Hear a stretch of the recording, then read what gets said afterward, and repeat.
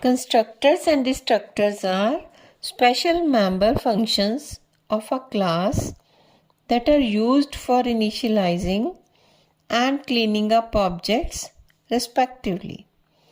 A constructor is called when an object of a class is created. It can be used to set initial values for the data members of the class. Constructors have the same name as the class name and do not have a return type.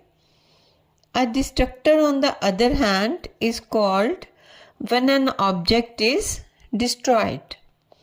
It is used to release resources that the object may have acquired during its lifetime. Destructors also have the same name as the class name but are preceded by a tilde sign. They do not take any arguments and do not return any value. In this example, class car is defined with constructor car, which prints car object created whenever a new object of class car comes into memory, and a destructor car is defined which begins with tilde sign and it prints car object destroyed whenever an object goes out of scope. The display method in this class prints this is a car. The program execution starts from the main function.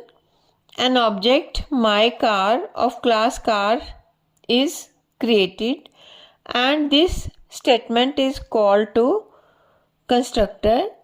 Then display method is called by object my car and then the destructor is called automatically when the object goes out of scope. If this video is helpful, then please like the video and subscribe the channel. Thank you.